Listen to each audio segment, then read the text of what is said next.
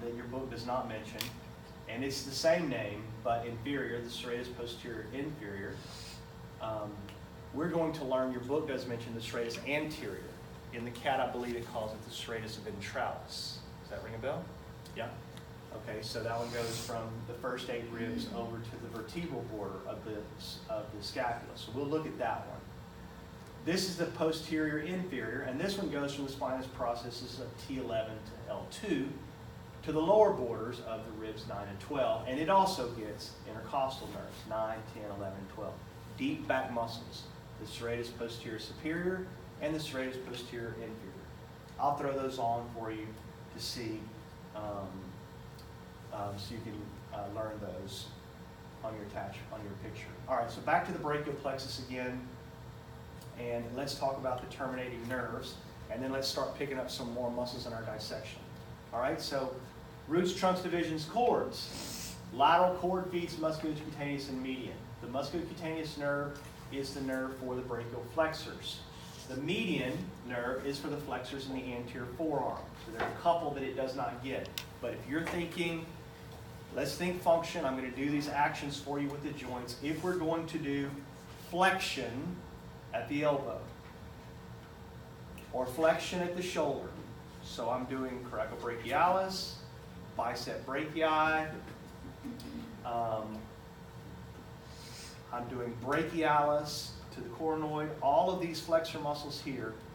If I do flexion at the elbow, I'm going to think musculocutaneous and lateral cord and upper portions of the brachial plexus, C5 and C6. If I'm going to do flexion at the wrist, like this, so the pronator teres, the flexor carpi radialis, the flexor carpi ulnaris, am I ringing bells? You're finding these in the laboratory. These muscles here are the palmaris longus. So these muscles here are the flexors of the wrist, and they get median innervation. Musculocutaneous, median, flexor side. The ulnar nerve now gets just a couple of flexors.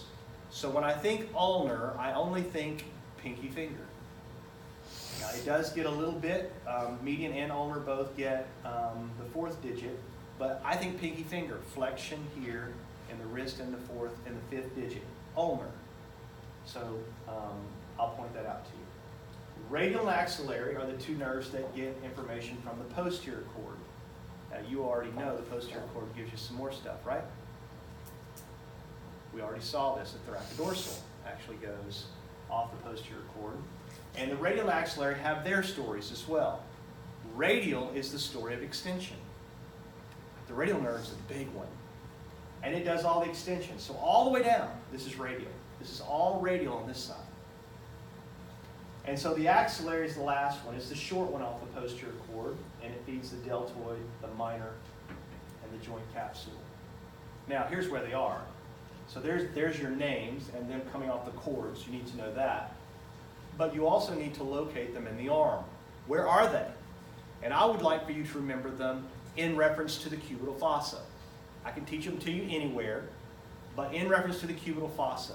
Now, having done cubital fossa, we're going to leave one of them out.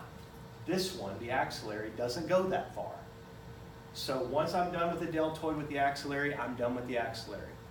But I'd like for you to be able to say, these are the nerves that are here. So just put your hand right there, and I want to talk about what nerves are there and where they are in that location. All right, so here's the cubital fossa right here. So the first one we'll do is the musculocutaneous. So as this nerve picks up all the flexors here, that's where it's supposed to be, right? On the anterior side of the humerus. Notice that as it passes through the cubital fossa, it becomes the most lateral. The musculocutaneous becomes the most lateral in the cubital fossa. So as the musculocutaneous comes down the arm, it turns and it goes out here to the lateral side. Now, it doesn't do anything for muscles out there. It's all sensory out there in the lateral forearm. But that's where it is in the cubital fossa. It's the most lateral and it's the most superficial. It's the musculocutaneous. So you think to yourself, if I put a little stimulator way out here, a little stimulator out there, and I hit that thing, is anything going to contract? No. because all that stuff in the lateral forearm for musculocutaneous is sensory. So when you look at your dermatome, it's going to have C5 and C6 right there. That's musculocutaneous. That is the flexor nerve, all right? The next one, as you can see here, is the radial nerve. Now this one's surprising.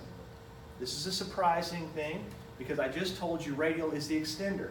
So all of this, all of the posterior aspect, all these muscles back here, the triceps and all these extensors that we'll label on the forearm, that's radial. Radial is posterior. Radial is posterior. Radial is posterior. Radial is for extension. What's it doing in the cubital fossa on the anterior side? It's an unusual little anatomy arrangement. So if you follow the radial nerve, it's on the back of the humerus. As it passes through the cubital fossa, it comes forward. And so the lateral nerve here in the cubital fossa, the most lateral, superficial nerve, is musculocutaneous. If you hit it with the stimulator, you don't see anything happen. You feel some pain. If you move just a little bit further, medial, the next one is the radial nerve. And the radial nerve is the extensor. So if you take a probe, a stimulating probe, and you stick it in the cubital fossa lateral, and you start moving it across the lateral aspect, as soon as you hit the radial nerve, what's going to happen? Will you get muscle contraction?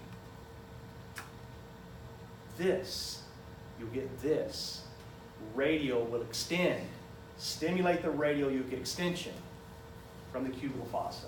The next one in order, as you can see here, is the median nerve. So as I continue to work my way from the radial, more medial, the next nerve that I would hit would be the median. And the median nerve is what? Musculocutaneous does flexion here. All but two of the muscles here in the antebrachium are flexors, and they get median. So this is musculocutaneous. This is median, and this is ulnar. Median, ulnar. Musculocutaneous, radial, radial. Musculocutaneous, radial, median. So if you're doing an experiment in the laboratory and you put the stimulator in the cubital fossa and you see the wrist do like this, what nerve did I hit? Radial. If I move it medial a little bit, what's going to happen? This flexion. What nerve is that? That's median. All right. And the last one here, as I'm moving for the big four across the cubital fossa, is the ulnar nerve. So there's my ulnar feeding the pinky finger down here. But where is the ulnar nerve in the cubital fossa? Is it on the anterior side or the posterior side? It's on the posterior side. It, in fact, is posterior. It runs. Can you name that bony projection right there? What's that called? What is that bony knot right there called?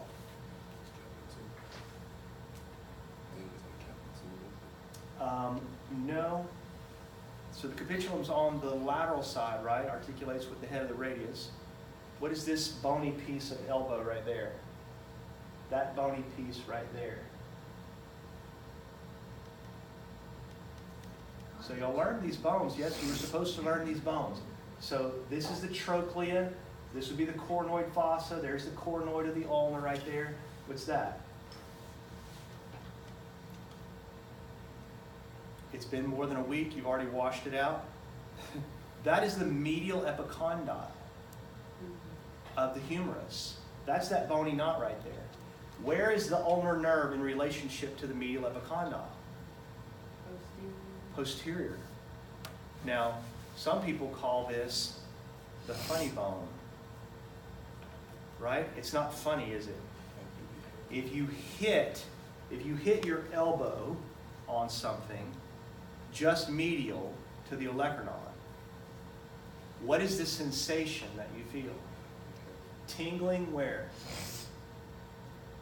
Y'all never done this before? You feel tingling in the medial portion of your forearm and your little finger. The tingling, it's a funny feeling. right? The funny bone. Y'all grew up in America, right? The ulnar nerve goes to the pinky finger here. So that's what the tingling is actually because you compressed the ulnar nerve into the medial epicondyle. So musculocutaneous, radial, median, ulnar, the nerves of the cubital fossa, 4 of the big 5 of the brachial plexus. Learn them in relationship to the cubital fossa. All right, back to the dissection again. Trapezius was first. And then we looked at the levator scapula, right?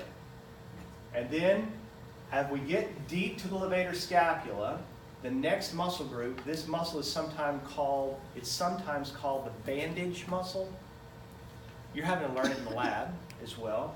This one is called the splenius, and the splenius exists in 2 pieces.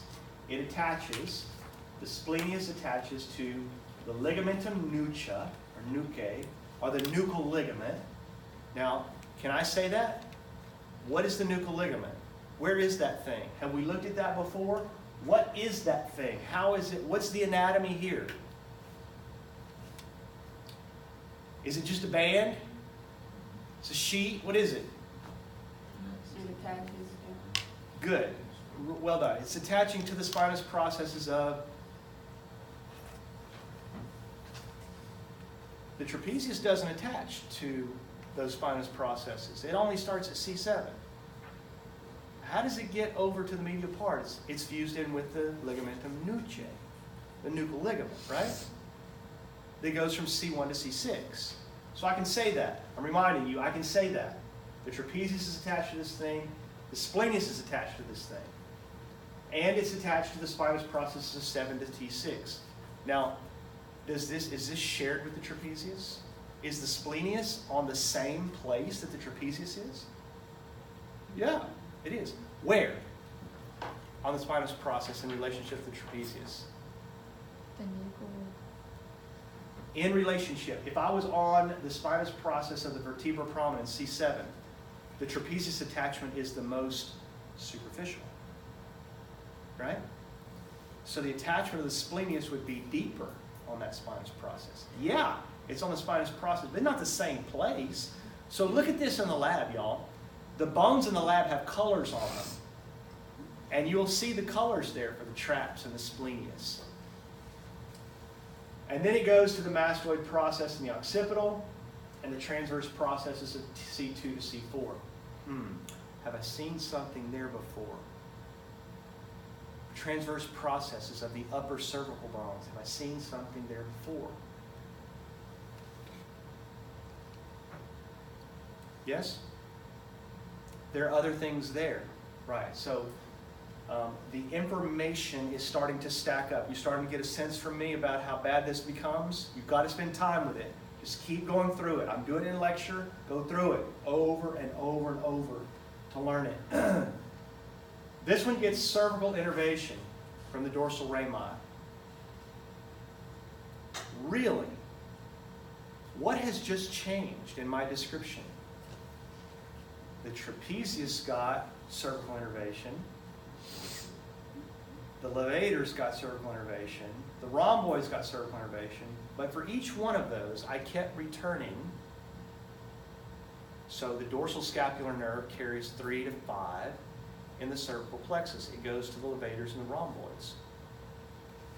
Now, what part of the spinal nerve went to the trapezius? What part of the spinal nerve went to the levators? What part of the spinal nerve went to the rhomboids?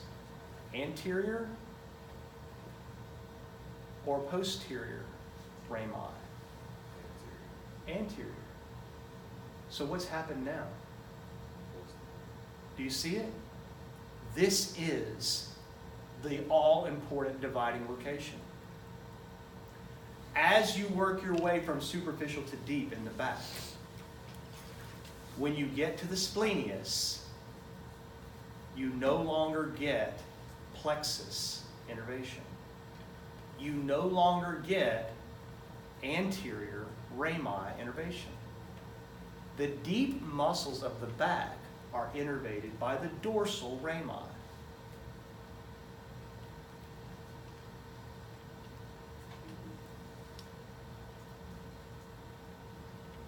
Where's my spinal cord picture that I had a second ago? Let's look at it again. Teach them, Wade. Love them. Here it is. Yes? So here's my spinal cord. There's the dorsal root, there's the ventral root. There's the spinal nerve. Now coming off the spinal nerve, I have a dorsal ramus and I have a ventral ramus. So tell me, young people, if I come by way of the ventral ramus, where do I go? Ventral rami. I go to cervical plexus. I go to brachial plexus. I go to intercostal nerves. I go to lumbar plexus. I go to sacral plexus. Where do these guys go? The dorsal rami. Deep back. Dorsal ramus. Deep back. The first one is the splenius. Deep back. Let me ask you this while I got this up here. Does the ventral ramus carry motor information to muscles? Well, don't be stupid, Wade. Yes. How about this? Does the ventral ramus carry sensory information from muscles and skin back to the spinal cord? Yeah. Okay, what about the dorsal ramus here? Does the dorsal ramus carry motor information to muscles? Yeah. Does it carry sensory information from those muscles? Yeah. Okay, so you can split the anterior and posterior roots, motor and sensory. But you can't do that with a nerve because you're going to find both sensory and motor information in those nerves. All right. Good. Let's go back. Where are we? Splenius, right? Two heads, the cervices and the capitis. And they're the attachments that gets dorsal rami innervation. Next down, the semispinalis capitis. Now, your textbook, I think appropriately, your textbook includes the semispinalis capitis in the erector spinae muscles. So this one will be the last one where I will require you to learn the details of the attachments. I have them typed on the erector spinae chart, but nobody ever asks students that. No gross teacher will ever do that to a student because it becomes absolutely ludicrous, ridiculous, the level of memorization numbers. And nobody remembers numbers like that very long anyway. So this is the last one on the back where you'll have to have the details. The semispinalis has a capitis, cervicis, and thoracis portions. And as you can see, it's attached to the transverse processes of 7 to 12.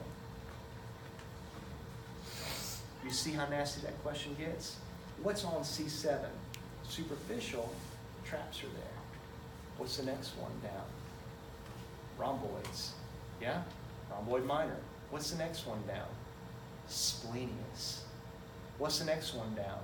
Semispinalis. Look for the 4 colors on the vertebral prominence in the lab. I won't ask you that, but I'm just showing you we're doing superficial to deep here, and 7 is shared. All the way to T12, that's shared with the trap all the way down. To the occipital, there's your capitis. Spinous processes of cervical, there's your cervices. Wait a minute. The semispinalis capitis is attached to the spinous processes of the cervical bones? Where am I? Have you seen any other muscles so far that have been attached to the spinous processes of the cervical bones? No. Why not? Because they were all attached to the nuchal ligament. So where am I now in the dissection? I'm deeper. Right. I'm past the nuchal ligament now, attaching to the spinous processes of the cervical, and then the thoracic bones, T1 to 4. And look, dorsal rami. What is the innervation of the splenius? What is the innervation of the semispinalis? Dorsal rami. Dorsal rami innervation. And y'all, what's the good news about the dorsal rami? It's segmental, right? No need to memorize the segments. Touch the muscle there, Go across to the spinal cord. That's the piece of spinal cord that went there. All right. Now, here are the erector spinae. These are the deepest. Well, they're not the deepest because there's these interspinalis group that are actually in the gutter between the spines and the transverse processes. Your book makes no mention of them. I ain't talking about them. In fact, most people don't even think they do contraction. They're supposedly kinesiological proprioceptor muscles, so we're not even talking about them. But these you got to know. These are the deep straps, the deep strap muscles of the back. And they're called the erector spinae. You will remember them in this way. The deep muscles of the back you will remember as three big groups. From medial to lateral, you will name them spinalis, longissimus, iliocostalis. Spinalis, longissimus, iliocostalis. So if you're doing a back dissection and you've taken the trapezius off and you've taken the rhomboids and the serratus posterior, posterior superior, you pull that off, the levators are off, the splenius is off, the semispinalis is now here, and I'm looking, as I work my way down, the traps have been cut off, and so I'm looking at these deep back muscles on the cadaver. What are their names? Grab the ones on the spines, and we call those spinalis. Grab the ones just medial to it, we call those longissimus. Grab the ones just lateral to that, we call those iliocostalis. Now, is that their only name? No. So each of these, well, not all, this doesn't fit as a rule in every case, but in most cases, spinalis, longissimus, iliocostalis will get you medial to lateral names. Spinalis, longissimus, iliocostalis. Now, most of these muscles have a two-named phenomenon for their location. So, if the muscle's attached to the head, I'm going to put capitis in its name. Now you saw that. The splenius capitis, for example, is attached to the occipital bone and the mastoid process of the temporal. So, if it's attached to the head, let's call it capitis. If it's attached to the cervical bones, let's call it cervicis. If it's attached to thoracic bones, let's call it thoracus. If it's attached to lumbar bones, let's call it lumborum. So you can make up the names if you know this phenomenon. From medial to lateral, I have spinalis, longissimus, iliocostalis. From top to bottom, I have capitis, cervicis, thoracus, lumborum. So, for example, if I asked you, where is the longissimus capitis? You don't know anything else about back dissection, and I ask you, I have it dissected on the cadaver, and I say, young person, show me the longissimus capitis. What are you looking for? Just lateral of the Good, so just lateral to the spinalis group, attached to the head. See how that can be? This is your key. I don't want you memorizing all these numbers and stuff for these erector spinae. That is a waste of time. But if you can remember that phenomenon, spinalis, longissimus, iliocostalis, cervicis, thoracus, lumborum, capitis, cervicus, thoracus, lumborum, then you can get pretty much any of those questions right, not having memorized their specific attachments.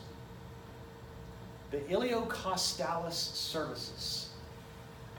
Where is that one? Iliocostalis tells you it is the most lateral. Cervicis tells you it is attached to the cervical spinal cord. Yeah. Okay. Now, what I'm going to do at this point, so I've done the back all the way through, and including the latissimus dorsi, and so we're just going to come around the side here in our dissection, and I'm going to pick up the shoulder stuff. So when we start class on Wednesday, I'm going to do the deltoid with you, and then we're going to go in here. And as I do that, we're going to start picking up all of these muscles. on Wednesday. So from the back, we've done the neck here and the back of the neck, and we've made our way all the way down to the erector spinae. And so I'm just going to move around here now to the shoulder. And I'm going to cut through the deltoid with you on Wednesday, all the way down to the bone. I'm just going to learn all the pieces and parts of the shoulder here as we work our way down. And you'll see some chest muscles attached here as well on Wednesday. Deltoid is where we begin on Wednesday.